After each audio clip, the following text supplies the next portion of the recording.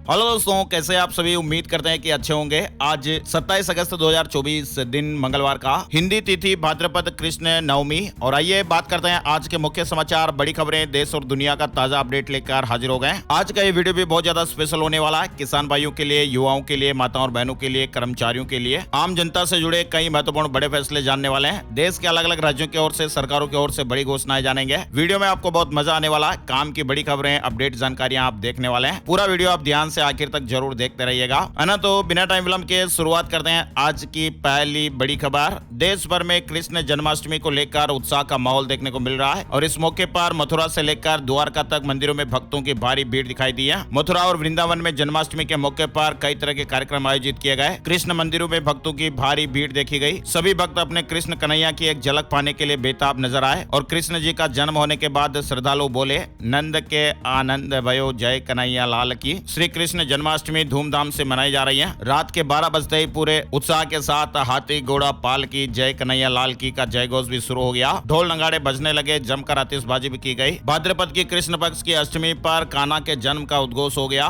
नटवर नागर के जन्मोत्सव के लाखों करोड़ों श्रद्धालु साक्षी बने। देवकी नंदन के जन्मोत्सव पर कण कण धन्य हो गया। मंदिरों में प्रकट गए गोपाला और बधाई गीतों से माहौल भक्तिमय हो गया। मथुरा में भी इस भगवान श्री कृष्ण प्रकट हुए। 1008 कमल पुष्पों से अर्चन हुआ। 5 कुंतल पंचामृत से अभिषेक भी हुआ। देश भर में सोमवार 26 अगस्त को जन्माष्टमी मनाई गई। भगवान श्री कृष्ण की नगरी द्वारका में भी जन्माष्टमी का महापर्व। दर्शन के लिए सीढ़ियों पर लगी लंबी कतार। गुजरात के द्वारका में भी सोमवार को भगवान श्री कृष्ण का 5251वां जन्मोत्सव धूमधाम से मनाया गया। श्रद्धालुओं की भारी भीड़ देखी गई। वहीं आप देखिए इन अद्भुत झांकियों को, मन प्रफुल्लित हो जाएगा। अलग अलग मुद्राओं में राधा और कृष्ण के दर्शन कीजिए। देवभूमि उत्तराखंड में भी श्री कृष्ण जन्माष्टमी की धूम दिखाई दी। मंदिरों में श्रद्धालुओं की भारी भीड़ देखी गई। बद्रीनाथ और केदारनाथ धाम में भी विशेष पूजा अर्चना हुई। उत्साह और उल्लास का माहौल देखा गया। विभिन्न मंदिरों में भव्य कार्यक्रम आयोजित हुए। भोपाल समेत प्रदेश भर में कृष्ण जन्मोत्सव। सीएम सांदीपनी आश्रम पहुंचे। मध्य प्रदेश के सीएम डॉक्टर मोहन यादव पत्नी के साथ उज्जैन में सांदीपनी आश्रम पहुंचे। जन्माष्टमी पर राधा कृष्णा बने स्कूली बच्चे। कार्यक्रम में छात्रों ने अलग अलग प्रस्तुतियां भी दी। भक्ति गीतों पर डांस कर सभी को रिझाया। स्कूलों में रंगारंग और सांस्कृतिक कार्यक्रम देखने को मिले। मटकी भी फोड़ी गई। यानी श्री कृष्ण का जन्मोत्सव बड़े ही हर्षोल्लास के साथ मनाया गया। वहीं आपको बताएं, हमारे देश भर में जन्माष्टमी पर 25,000 करोड़ रुपए का कारोबार हुआ है। फेस्टिव सीजन की धमाकेदार शुरुआत आप देख सकते हैं। रक्षाबंधन से देश में कारोबारी गतिविधियां तेज हो गई थी और अब अक्टूबर में नवरात्रि और दीपावली से कारोबारियों को बहुत उम्मीद है। कृष्ण जन्माष्टमी पर पीएम मोदी ने भी बधाई दी है। साथ ही सीएम योगी आदित्यनाथ ने भी जगत कल्याण की कामना की है। पूरे देश में बधाइयों का दौर जारी है। वहीं आपको बताएं, जीवन में बनना चाहते हैं सफल तो भगवान श्री कृष्ण की ये बातें आपको भी जरूर याद रखनी चाहिए। भगवान श्री कृष्ण कहते हैं कि विषम परिस्थिति का सामना करने के लिए रणनीति जरूरी है। गीता से कर्म करने और जीवन में आगे बढ़ते रहने की प्रेरणा मिलती है और गीता के बातों का अनुसरण करने से जीवन बदल जाता है और व्यक्ति को हर काम में सफलता प्राप्त होती है। हिंदू धर्म में गीता एक पवित्र ग्रंथ है और इसमें दिए हुए उपदेश हम सभी के जीवन के लिए बहुत ही महत्वपूर्ण है। श्रीमद् भागवत गीता में भगवान कृष्ण के उपदेशों का वर्णन है जो उन्होंने महाभारत युद्ध के दौरान अर्जुन को दिए थे। गीता में 18 अध्याय और 700 श्लोक हैं जिनमें धर्म के मार्ग का अनुसरण करते हुए कर्म करने की शिक्षा दी गई है। शास्त्रों के अनुसार भगवत गीता में मनुष्य को अपनी हर समस्या का हल मिल सकता है। माना जाता है कि गीता के बातों का अनुसरण करने से जीवन बदल जाता है और व्यक्ति को हर काम में सफलता मिलती है। गीता कर्म करने और जीवन में आगे बढ़ते रहने की प्रेरणा देती है और इसीलिए आज जन्माष्टमी के शुभ अवसर पर हम आप लोगों के लिए गीता के उन रहस्यमयी बातों को लेकर आए हैं जिसे हर मनुष्य को अपने जीवन में जरूर उतारना चाहिए। भगवत गीता में भगवान श्री कृष्ण कहते हैं कि जरूरी नहीं है कि हर व्यक्ति हर काम में माहिर हो या वो सभी कार्यों को सही तरीके से कर सकता है। इसलिए अपनी शक्ति को पहचाने और उसी काम को करने का प्रयास करें जिसमें आप अच्छे हैं। इसमें भी आपकी सफलता निश्चित है। वहीं भगवान श्री कृष्ण कहते हैं कि कभी भी किसी काम को टालना नहीं चाहिए। हमें हमेशा निश्चित समय पर अपना काम पूरा कर लेना चाहिए। अगर कोई व्यक्ति ऐसा करता है तो वो हमेशा सफलता को प्राप्त करता है। वहीं आप हमेशा अपने कर्म से भागते रहेंगे तो आप जीवन में सफलता हासिल नहीं कर पाएंगे। इसलिए गीता में भी कहा गया कि यदि व्यक्ति का कर्म सही दिशा में हो तो वह बड़ी से बड़ी मुश्किल का सामना भी आसानी से कर लेता है और कभी उसे असफलता का सामना नहीं करना पड़ता है। वहीं डर लगने में कोई बुराई नहीं है, लेकिन उस डर को कभी भी खुद पर हावी नहीं होने देना चाहिए। खुद पर काबू रखकर ही सफलता को पाना संभव है। वहीं गीता में कहा गया कि किसी भी व्यक्ति को खुद से बेहतर कोई नहीं जान सकता, इसलिए स्वयं का आकलन करना बेहद जरूरी है। कई बार हमारा मन ही हमारे दुखों का कारण बन जाता है। गीता में कहा गया कि जिस व्यक्ति ने अपने मन पर काबू पा लिया, उसे नियंत्रण करने की कला सीख ली है, वह मन में पैदा होने वाली बेकार की चिंताओं और इच्छाओं से भी दूर रहता है और वो अपने लक्ष्यों को आसानी से प्राप्त कर लेता है। साथ ही कहा गया कि मनुष्य का बुरे वक्त का कारण क्रोध ही होता है। क्रोध में कोई भी व्यक्ति खुद पर नियंत्रण खो बैठता है और आवेश में आकर गलत कार्य भी कर देता है, और कभी कभी गुस्से में व्यक्ति अपने खुद का अहित कर बैठता है, और क्रोध की वजह से ही हम कई बार ऐसी चीजें बोल बैठते हैं जो हमारे रिश्तों तक को खराब कर देती हैं। क्रोध को खुद पर हावी नहीं होने देना चाहिए। गीता में श्री कृष्ण ने बताया कि यदि गुस्सा आए तो स्वयं को शांत रखने का प्रयास करें, और गीता में श्री कृष्ण के उपदेश के अनुसार मनुष्य को फल की इच्छा छोड़कर कर्म पर ध्यान देना चाहिए, क्योंकि मनुष्य जैसा कर्म करता है उसे फल भी उसी के अनुरूप मिलता है। इसलिए कर्म योगी को कभी भी फल की चिंता नहीं करनी चाहिए। और श्री कृष्ण के अनुसार किसी व्यक्ति को खुद से बेहतर कोई नहीं जान सकता, इसलिए खुद का मूल्यांकन करना बहुत जरूरी है। गीता कहती है कि जो व्यक्ति अपने गुणों और कमजोरियों को जानता है वह अपने व्यक्तित्व को आकार देकर किसी भी कार्य में सफलता प्राप्त कर सकता है। जन्माष्टमी से जुड़े महत्वपूर्ण अपडेट जान लेने के बाद अब खबरों की ओर आगे बढ़ते हैं। बड़ी खबर आ रही है, मोदी ने जो बाइडेन से फोन पर बातचीत की है। यूक्रेन बांग्लादेश के मुद्दे पर चर्चा हुई। शांति के लिए भारत का समर्थन भी दोहराया है। प्रधानमंत्री नरेंद्र मोदी ने सोमवार 26 अगस्त को अमेरिका के राष्ट्रपति जो बाइडेन से फोन पर बातचीत की है, और दोनों नेताओं ने यूक्रेन समेत तमाम वैश्विक मुद्दों पर चर्चा की। प्रधानमंत्री मोदी ने यूक्रेन में शांति और स्थिरता के लिए भारत के समर्थन की बात दोहराई। मोदी और बाइडेन ने बांग्लादेश में जल्द ही हालात सामान्य करने पर जोर दिया। बांग्लादेश में रहने वाले अल्पसंख्यकों, खास तौर पर हिंदुओं की सुरक्षा तय करने को कहा गया है ना। और भारत में शांति सम्मेलन कराना चाहता है यूक्रेन, जेलेंस्की ने कहा। पीएम मोदी से बात की है, रूस को बुलाने के लिए भी तैयार हैं। यूक्रेन के राष्ट्रपति व्लादिमीर जेलेंस्की ने कहा कि यूक्रेन जंग के समाधान के लिए दूसरे शांति सम्मेलन को भारत में होना चाहिए। जेलेंस्की ने इसे लेकर पीएम मोदी से भी बात की है। रूस के सारातोव की सबसे ऊंची इमारत पर यूक्रेन ने हमला किया है। यूक्रेन ने रूस के सारातोव शहर पर ड्रोन से हमला किया, और यूक्रेन ड्रोन ने शहर के सबसे ऊंचे इमारत को निशाना बनाया। इस ड्रोन हमले में एक महिला घायल हो गई। रूस के रक्षा मंत्रालय ने यह दावा किया कि उसके वायु रक्षा प्रणालियों ने सारातोव क्षेत्र में 9 ड्रोनों को नष्ट कर दिया। रूस यहां पर रुका नहीं, और रूस ने भी आधी रात में यूक्रेन पर 100 से ज्यादा मिसाइलें दाग दी। जेलेंस्की ने कहा कि यह हमला घिनौना है ना। और इजराइल के एक आदेश के बाद गाजा के निवासियों की उम्मीदें टूटती हुई दिख रही है। लाखों लोग एक साथ पलायन कर रहे हैं। यूएन ने भी चिंता जताई है। गाजा निवासियों की संघर्ष विराम को लेकर एक बार फिर उम्मीदें टूटती हुई दिख रही हैं। इजराइल ने रविवार देर रात सेंट्रल गाजा के डेर अल बला के लिए नए निकासी आदेश जारी किए, और इन नए निकासी आदेशों के बाद गाजा में मौजूद परिवार पलायन करने लगे हैं। इजराइल ने कहा कि इजरायली सेना का गाजा में सक्रिय हमास और उसके आतंकियों के खिलाफ निर्णायक कार्रवाई करना है ना। और भारत और बांग्लादेश के रिश्तों में खटास दिखाई दे रही है। यूनुस सरकार ने 2 राजनयिकों को वापस बुला लिया है। बांग्लादेश में अंतरिम सरकार बनने के बाद अब भारत से उसके रिश्तों में खटास आती दिख रही है। नई सरकार के आदेश के बाद भारत में सेवारत 2 बांग्लादेशी राजनयिकों को उनके कर्तव्यों से हटाकर वापस बुला लिया गया है। कोलकाता से जुड़े महत्वपूर्ण अपडेट भी चल रहे हैं। कोलकाता मामले में आरोपी संजय ने जुर्म कबूल लिया है। पॉलीग्राफ टेस्ट में कहा कि घटना से पहले शराब पी रेड लाइट एरिया भी गया, गर्लफ्रेंड से खराब तस्वीरें भी मांगी, रास्ते में भी एक लड़की से छेड़छाड़ की थी। इंडिया टुडे की रिपोर्ट के मुताबिक संजय ने एक दिन पहले 25 अगस्त को पॉलीग्राफ टेस्ट में ये सारी बातें कही हैं। वहीं कोलकाता के इस मामले में केंद्र सरकार ने सोमवार 26 अगस्त को पश्चिम बंगाल के मुख्यमंत्री ममता बनर्जी की चिट्ठी का जवाब दिया है। केंद्र ने ममता सरकार को कहा कि बंगाल में कुल 123 फास्ट ट्रैक कोर्ट शुरू किए गए, लेकिन उनमें अधिकतर बंद है। वहीं देखिए बड़ी खबर आ रही है, यूपीएस के लिए पीएम मोदी ने काफी पहले बनाई थी समिति। कानून राज्य मंत्री अर्जुन राम मेघवाल ने बात कही है। केंद्रीय विधि एवं न्याय राज्य मंत्री अर्जुन राम मेघवाल ने रविवार को यूनिफाइड पेंशन योजना यानी यूपीएस पर अपनी प्रतिक्रिया दी है।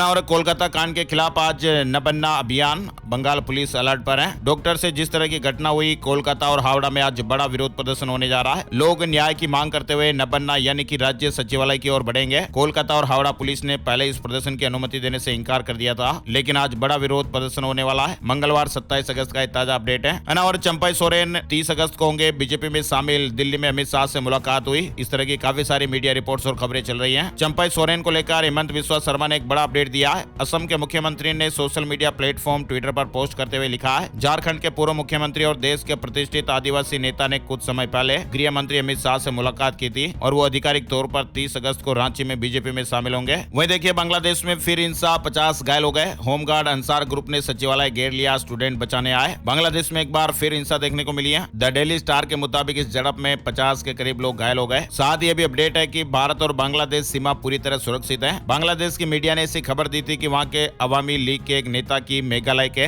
दावकी में अवैध प्रवेश के दौरान जान चली गई, लेकिन बीएसएफ ने बांग्लादेशी नागरिकों के अवैध प्रवेश के दावों का ही खंडन किया है। बीएसएफ ने कहा कि मेघालय में 443 किलोमीटर लंबी भारत बांग्लादेश सीमा पूरी तरह सुरक्षित है। और जातिगत जनगणना पर बोले असदुद्दीन ओवैसी, 50% आरक्षण को लेकर ये बड़ी बात कही है। असदुद्दीन ओवैसी ने जाति जनगणना को लेकर एक बड़ा बयान दिया है। उन्होंने कहा कि हमने संसद में जातीय जनगणना कराने को कहा है, फिर सरकार इसे क्यों नहीं करा रही है। कंगना रनौत को भारी पड़ा किसान आंदोलन पर बयान, बीजेपी ने कड़े निर्देश दिए हैं। किसान आंदोलन को लेकर भाजपा सांसद कंगना रनौत के एक बयान पर जमकर विरोध हो रहा है। वहीं वहीं भारतीय जनता पार्टी ने कंगना को इस बयान को लेकर सख्त संदेश भी जारी किया है। बीजेपी ने साफ शब्दों में कहा कि कंगना रनौत का किसान आंदोलन के परिप्रेक्ष्य में दिया गया बयान पार्टी का मत नहीं है। भाजपा कंगना के बयान से असहमति व्यक्त कर दी है। कंगना को पार्टी के नीतिगत मुद्दों पर बोलने की इजाजत नहीं है। किसानों पर दिए बयान के बाद बीजेपी ने ये चेतावनी दी है। और केरल और त्रिपुरा के लिए सीएम मोहन यादव ने बड़ा ऐलान किया। केरल में भी हाल ही में कुछ समय पहले ही लैंडस्लाइड में सैकड़ों लोगों की जानें चली गई थी। वहीं त्रिपुरा भी इस समय आपदा से जूझ रहा है और अब आपदा से जूझ रहे दोनों राज्यों के लिए मध्य प्रदेश के सीएम डॉक्टर मोहन यादव ने बड़ा ऐलान किया है। मध्य प्रदेश सरकार ने त्रिपुरा और केरल की राज्य सरकार को आपदा राहत कोष में 20-20 करोड़ रुपए दिए हैं। और कोचिंग खुलेगी या फिर रहेगी बंद, फैसला 28 अगस्त को आने वाला है। दिल्ली पुलिस ने मामले में अब तक 7 लोगों को गिरफ्तार किया। उसमें बिल्डिंग मालिक के बेटे समेत 4 रिश्तेदार भी हैं। राव आईएएस स्टडी सर्किल की बिल्डिंग में दोबारा कोचिंग संस्थान शुरू करने की मांग को लेकर राउज एवेन्यू कोर्ट 28 अगस्त को अपना फैसला सुनाएगी। जम्मू कश्मीर में कांग्रेस और एनसी में सीट शेयरिंग फाइनल 90 में से 51 पर एनसी,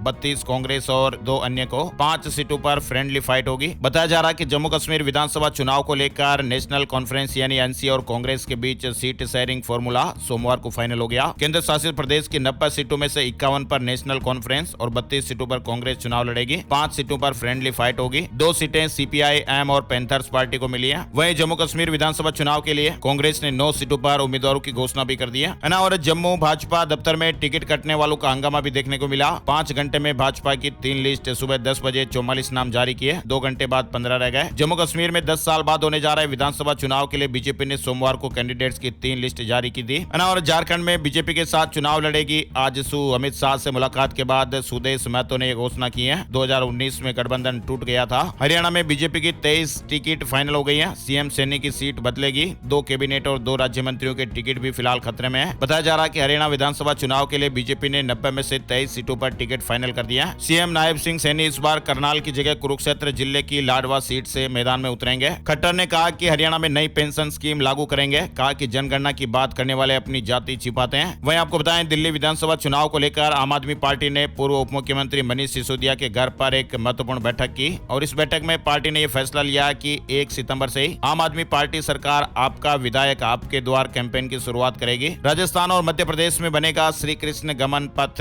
525 किलोमीटर का धार्मिक सर्किट उज्जैन से झालावाड़ भरतपुर होते हुए मथुरा तक जाएगा। भगवान कृष्ण की जन्मस्थली मथुरा से लेकर उनकी शिक्षा स्थली उज्जैन को धार्मिक सर्किट के जरिए जोड़ा जाएगा और ये धार्मिक सर्किट करीब 525 किलोमीटर का हो सकता है और ये सर्किट राजस्थान और मध्य प्रदेश सरकार मिलकर बनाएंगी। और केंद्र शासित प्रदेश लद्दाख में 5 नए जिले बनेंगे। जिलों की संख्या बढ़कर 7 हो जाएगी। पीएम मोदी ने कहा कि अब विकास पर ज्यादा ध्यान दिया जाएगा। केंद्रीय गृह मंत्री अमित शाह ने सोमवार 26 अगस्त को केंद्र शासित प्रदेश लद्दाख में 5 नए जिले बनाने की घोषणा की है। नए जिलों का नाम जांस्कर, द्रास, साम, नुब्रा और चांगथांग होगा। नए जिलों की घोषणा से पहले लद्दाख में केवल 2 जिले ही थे, लेह और कारगिल, लेकिन अब इनकी संख्या बढ़कर 7 हो जाएगी। वहीं देखिए, स्मॉल सेविंग स्कीम को लेकर 1 अक्टूबर से नए नियम लागू होने जा रहे हैं। पीपीएफ सुकन्या समृद्धि अकाउंट्स के लिए दिशा निर्देश जारी हो गए। मिनिस्ट्री ऑफ फाइनेंस के इकोनॉमिक अफेयर्स डिपार्टमेंट ने पोस्ट ऑफिस के जरिए खुलने वाली नेशनल स्मॉल सेविंग स्कीम को लेकर नए नियम जारी किए हैं और ये नियम इन स्कीम के तहत अनियमित रूप से खोले गए खातों को नियमित यानी रेगुलर करने के लिए है। नेशनल स्मॉल सेविंग स्कीम के नए नियम 1 अक्टूबर 2024 से लागू होंगे। जीएसटी रिटर्न को लेकर बड़ा अपडेट आया।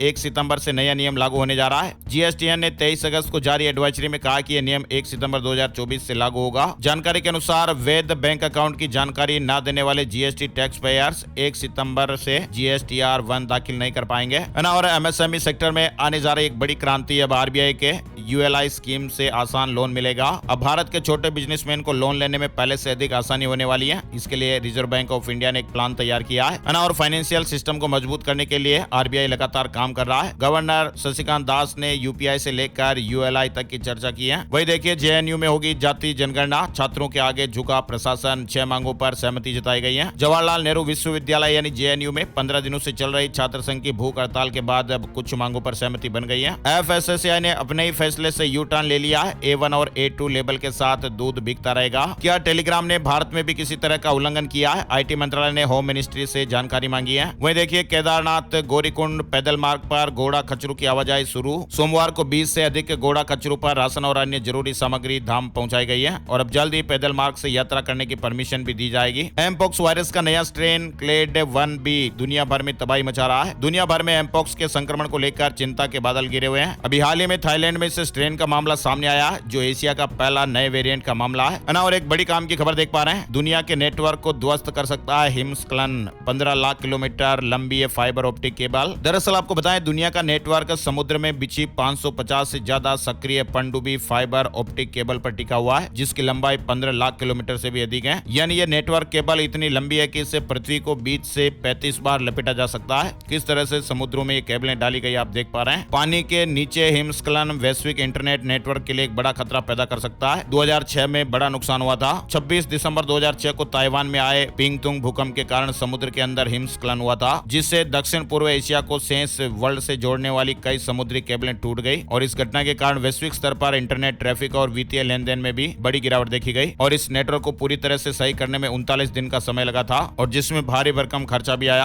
है ना। और देखिए, इस देश में हंसना है बेहद जरूरी। इसके पीछे भी खास वजह है। किसी भी इंसान के लिए हंसना बहुत जरूरी होता है, सबसे जरूरी है। लेकिन क्या आप जानते हैं कि जापान के एक राज्य में लोगों को दिन में एक बार हंसना जरूरी होता है, और वहाँ इसके लिए सख्त कानून भी बना हुआ है। डॉक्टरों से लेकर हेल्थ एक्सपर्ट भी इंसानों को हंसने की सलाह देते हैं। किसी भी इंसान के लिए हंसना सबसे जरूरी है। एक्सपर्ट के मुताबिक हंसना हमारी सेहत के लिए बहुत जरूरी है। कई बीमारियां तो केवल हंसने से ही खत्म हो जाती है। अभी हाल ही में एक रिसर्च हुआ था, यामागाटा यूनिवर्सिटी की रिसर्च में दावा किया गया था कि हंसने से सेहत पर बहुत ज्यादा फायदा होता है। दिल की बीमारियां इससे कम होती है और इंसान की आयु भी बढ़ती है ना। और बड़ी खबर देखिए, कारों में पिछली सीट पर सीट बेल्ट रिमाइंडर जरूरी। 1 अप्रैल 2025 से नया नियम लागू होने वाला है। ऑटोमेकर्स कंपनियों को सभी कारों में पिछली सीट पर सीट बेल्ट रिमाइंडर फीचर देना पड़ेगा, क्योंकि अब हमारे देश में 1 अप्रैल 2025 से बिकने वाली सभी कारों में रियर सीट बेल्ट अलार्म भी लगाना अनिवार्य कर दिया गया है। उत्तराखंड और मोहनजोदड़ो में भी हो सकती है द्वारका। इसरो वैज्ञानिक बोले, द्वारका के अलावा और भी 14 जगह जो कृष्ण नगरी होने की दावेदार। माना जाता है कि मथुरा छोड़ने के बाद श्री कृष्ण पश्चिम की ओर चले गए। उन्होंने एक नया नगर बसाया था और इसे द्वारका के नाम से जाना गया, जो कि कालांतर में समुद्र में डूब गई थी। कुछ साल पहले नेशनल इंस्टीट्यूट ऑफ ओशनोग्राफी ने द्वारका की खोज के लिए एक बड़ा अभियान चलाया था, जिसमें समुद्र के अंदर श्री कृष्ण की इस नगरी के अनेक अवशेष भी मिले। और विमेन्स T20 वर्ल्ड कप का नया शेड्यूल घोषित हो गया है। घरेलू क्रिकेट में भी मिलेगा player of the match award. Jay Shah ने कहा, भारत में घरेलू क्रिकेट खेलना भी अब लगातार फायदेमंद होता जा रहा है। बीसीसीआई के सचिव जय शाह ने ऐलान किया कि घरेलू क्रिकेट के सभी टूर्नामेंट में प्लेयर ऑफ द मैच और प्लेयर ऑफ द टूर्नामेंट के लिए प्राइज मनी दी जाएगी। लाल सागर में 4 दिन से जल रहा जहाज ग्रीस के ऑयल कंटेनर पर हूतियों ने हमला किया था। अब तेल के रिसाव का खतरा है। फोन पे ग्रुप पहली बार मुनाफे में आया। फाइनेंशियल ईयर 24 में 197 करोड़ रुपए का प्रॉफिट दर्ज किया गया। कंपनी का रेवेन्यू 74% बढ़ा है। वहीं पेटीएम के फाउंडर को सेबी ने कारण बताओ नोटिस जारी किया। इस तरह की मीडिया रिपोर्ट्स और खबरें चल रही थी। इस पर सेबी नोटिस मामले पर पेटीएम का बयान आया है और मीडिया रिपोर्ट को लेकर भी ये बात कही गई है। फिनटेक कंपनी पेटीएम ने मीडिया में चल रही उन सभी खबरों को खारिज कर दिया है, जिसमें कहा गया था कि उसे मार्केट रेगुलेटर सेबी से नया नोटिस मिला है। कंपनी को यह नोटिस सेबी ने उसके आईपीओ में अनियमितताओं के चलते भेजा है। पेटीएम ने शेयर बाजार को इस बारे में जानकारी भेजकर सभी अनुमानों को खारिज कर दिया है। पेटीएम ने कहा कि उसे सेबी से कोई नया नोटिस नहीं मिला है, ये पहले मिला था। और सेंसेक्स 611 अंक की तेजी के साथ 81,698 पर बंद हुआ। निफ्टी में भी 187 अंक की बढ़त देखी गई और सेबी की जांच वाले इस खबर से पेटीएम का शेयर 5% तक और गिर गया। वहीं देखिए, राजस्थान से जुड़ी खबर आ रही है। वंदे भारत एक्सप्रेस को बेपटरी करने की एक साजिश। बदमाशों ने ट्रैक पर सीमेंट का ब्लॉक रख दिया। अहमदाबाद से जोधपुर आ रही ट्रेन टकरा गई। पाली में high speed train Vande Bharat को बेपटरी करने की साजिश का मामला सामने आया। किया सेल्टोस के एक्स लाइन ट्रिम का नया ब्लैक एडिशन लॉन्च हुआ है। पंजाब के 5 साल के बच्चे ने एक रिकॉर्ड बनाया है। किलिमंजारो पर चढ़ने वाला एशिया का सबसे कम उम्र का बच्चा, डीजीपी ने बधाई दी है। पंजाब के रोपड़ के 5 साल के बच्चे तेगबीर सिंह ने एक नया रिकॉर्ड कायम किया है, यानी वह माउंट किलिमंजारो पर चढ़ने वाला एशिया के सबसे कम उम्र का बच्चा बन गया है। यह अफ्रीकी महाद्वीप की सबसे ऊंची चोटी है और तंजानिया में 19,340 फीट से अधिक की ऊंचाई पर स्थित है। बड़ी खबर है, हिमाचल के मणिमहेश में आस्था का सैलाब उमड़ा। 1 लाख श्रद्धालु पहुंचे। 12 किलोमीटर लंबा जाम देखने को मिला। उत्तर भारत की पवित्र एवं पावन मणिमहेश यात्रा के लिए हिमाचल के भरमौर में भारी जन सैलाब उमड़ा है। बड़ी खबर आ रही है, फिलहाल खत्म नहीं होंगे गहलोत सरकार में बने जिले। राजस्थान से जुड़ा अपडेट है। फैसले से पहले जनगणना विभाग ने प्रशासनिक सीमाएं सील कर दी है। पिछली कांग्रेस सरकार में बने 17 नए जिलों में फिलहाल किसी तरह के बदलाव के आसार कमी है। सोलर एनर्जी को लेकर भारत ने रिकॉर्ड बनाया है। 6 महीने में पूरे आंकड़े बदल गए हैं। अमेरिकी शोध फर्म मेरकॉम ने अपनी ताजा रिपोर्ट में जानकारी दी है। पहली 6 माह में भारत में सोलर क्षमता की स्थापना 15 गीगावाट तक पहुंच गई। बर्गर किंग का नाम इस्तेमाल नहीं कर सकेगा पुणे का रेस्तरां, हाईकोर्ट ने रोक लगा दी है। छत्तीसगढ़ में 28 लाख के 25 नक्सलियों का सरेंडर हुआ है। 2 महिलाएं भी शामिल हैं। अमित शाह के दौरे के एक दिन बाद छत्तीसगढ़ के बीजापुर में 25 नक्सलियों ने आत्मसमर्पण कर दिया है। वहीं छत्तीसगढ़ से जुड़ी बड़ी खबर, महादेव सट्टा ऐप केस की जांच अब सीबीआई करेगी। छत्तीसगढ़ का तीसरा मामला केंद्रीय एजेंसी को दिया गया। गृह मंत्री ने कहा कि जो विदेश में है उन्हें भी लाया जाएगा भारत। फिलहाल छत्तीसगढ़ सरकार ने महादेव सट्टा ऐप केस की जांच अब सीबीआई को सौंप दी है और इसकी अधिसूचना भी सोमवार को जारी कर दी गई। अब ये मामला कई राज्यों में फैल रहा है। पश्चिम बंगाल की कई दुर्गा पूजा समितियों ने मुख्यमंत्री ममता बनर्जी द्वारा 85,000 रुपए अनुदान देने की पेशकश को अस्वीकार कर दिया है। पूजा समितियों ने कहा कि वे ऐसी सरकार से मदद नहीं ले सकते जब महिलाएं सुरक्षा की मांग को लेकर सड़कों पर हैं। रेलवे मुंबई से अयोध्या के बीच 2 स्पेशल ट्रेनें चलाएगा। ट्रेन के लिए बुकिंग की शुरुआत भी हो गई है। सेंट्रल रेलवे ने कहा कि यात्रियों की बढ़ती मांग को पूरा करने के लिए मुंबई और अयोध्या के बीच 2 स्पेशल रेल सेवा की घोषणा की गई है। इन ट्रेनों का संचालन 31 दिसंबर तक होगा। आप ये टाइम टेबल नोट कर सकते हैं। डिटेल आप देख पा रहे हैं ना। और टाटा ग्रुप में उत्तराखंड की 4000 महिलाओं को नौकरी का मौका। 10वीं और 12वीं पास अप्लाई कर सकेंगे। हिमाचल विधानसभा का मानसून सत्र आज से हंगामे के पूरे आसार दिख रहे हैं। हिमाचल प्रदेश विधानसभा का मानसून सत्र मंगलवार को 11 बजे शुरू होगा। 10 दिन तक चलने वाला ये सत्र 9 सितंबर तक चलेगा। राज्यों के खजाने पर 2 तरफा असर करेगी यूनिफाइड पेंशन स्कीम। यूपी और महाराष्ट्र जैसे राज्य होंगे ज्यादा प्रभावित। भारत सरकार ने भी हाल ही में अपने कर्मचारियों के लिए यूनिफाइड पेंशन स्कीम यानी यूपीएस की घोषणा की है। आपको बता दें, राज्य पहले से ही पुरानी पेंशन योजना के बोझ में दबे जा रहे हैं। राज्यों में भी मौजूदा स्कीम के साथ यूपीएस को भी लागू किया जा सकता है और ऐसे में इसका राज्यों पर कितना वित्तीय बोझ पड़ेगा इसका अंदाजा फिलहाल नहीं लग पा रहा है। और यहाँ तक कि महाराष्ट्र सरकार ने तो यूपीएस को लागू करने का फैसला भी ले लिया है और इससे ये संकेत मिल रहे हैं कि अब और भी राज्य है वो धीरे धीरे केंद्र सरकार के फैसले के मुताबिक यूपीएस को अपनाने की शुरुआत कर सकते हैं। राजस्थान से जुड़ा अपडेट आप देख सकते हैं। अजमेर रेल मंडल के 7000 से अधिक रेल कर्मचारियों को लाभ मिलेगा। यूनिफाइड पेंशन योजना एनपीएस से यूपीएस में कर्मचारी स्विच कर पाएंगे। महाराष्ट्र के बाद अब राजस्थान, मध्य प्रदेश, छत्तीसगढ़ और उत्तर प्रदेश भी यूनिफाइड पेंशन स्कीम लागू कर सकते हैं। वित्त विभाग ने आकलन करना शुरू कर दिया है ना। और बड़ी खबर देखिए, आबू रोड में 200 करोड़ की लागत से 250 बेड का एक मल्टी स्पेशलिटी हॉस्पिटल बनेगा। भूमि पूजन संपन्न हो गया है। बिहार से जुड़ी एक बड़ी खबर देखिए, रिक्शा चलाकर केबीसी के हॉट सीट पर बैठे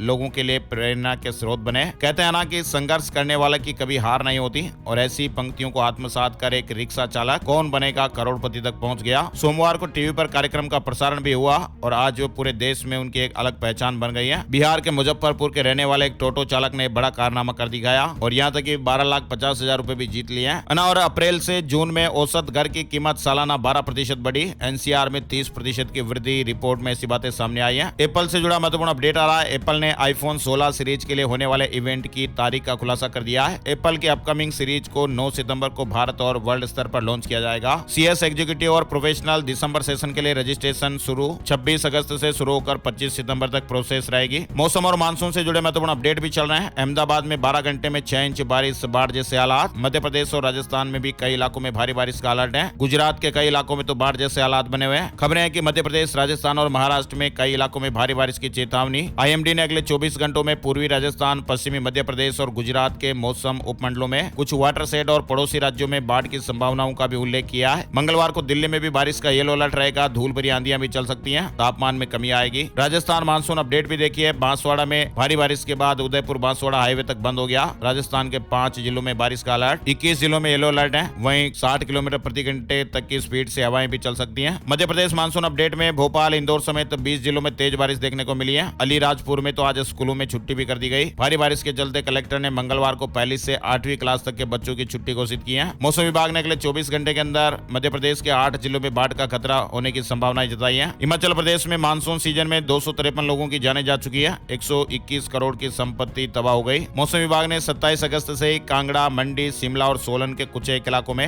हल्की बारिश की संभावना जताई है। जोरदार बारिश से गुजरात के महानगर भी पानी पानी हुए। अहमदाबाद में 6, बड़ोदरा में 6.5 इंच बारिश। सौराष्ट्र में कई नदियां उफान पर चल रही हैं। वहीं आरक्षण से जुड़ी खबर देखिए। आरक्षण को लेकर गत दिनों सुप्रीम कोर्ट की ओर से दिए गए फैसले को लागू करने को लेकर रविवार को जयपुर में हुए सम्मेलन में टोंक से भी बड़ी संख्या में लोग आए। आरक्षण से वंचित जातियों के लोगों ने सरकार से जल्द ही सुप्रीम कोर्ट का फैसला लागू करने की मांग की है। बड़ी खबर है, बिलासपुर हाई कोर्ट ने विदेशी छात्रों के लिए एनआईटी और आईआईटी में प्रवेश के नियमों में बदलाव की केंद्र सरकार की नीति को चुनौती देने वाली याचिका को खारिज कर दिया है। डिवीजन बेंच ने कहा कि प्रवेश के लिए नीति बनाना और मापदंड तय करना केंद्र सरकार का अधिकार है, जिस पर हाईकोर्ट हस्तक्षेप नहीं कर सकता। यूपी में 69,000 शिक्षक भर्ती मामला, आरक्षित वर्ग के अभ्यर्थी कर सकते हैं मुख्यमंत्री आवास का घेराव। नए मेरिट जारी करने की मांग हो रही है। 69,000 शिक्षक भर्ती में आरक्षित वर्ग के अभ्यर्थियों का धरना जन्माष्टमी के दिन भी जारी रहा। अभ्यर्थियों ने इलाहाबाद हाईकोर्ट की लखनऊ खंडपीठ के आदेश का तत्काल पालन करने की मांग की है। सरकार से भर्ती की नई चयन सूची जारी करनी है। हाईकोर्ट के फैसले के बाद 69,000 शिक्षक भर्ती में आरक्षित वर्ग के अभ्यर्थी 2 सितंबर को मुख्यमंत्री आवास का घेराव कर सकते हैं। बिहार से बड़ी खबर आ रही है। पेपर नहीं तो बिहार सरकार की हो जाएगी जमीन, मौखिक बंटवारे को नहीं मानेंगे सर्वे अधिकारी। एग्रीमेंट का रजिस्टर्ड दस्तावेज भी जरूरी। बिहार में 185 साल बाद 20 अगस्त से जमीन सर्वे की प्रक्रिया शुरू हो चुकी है और राज्य के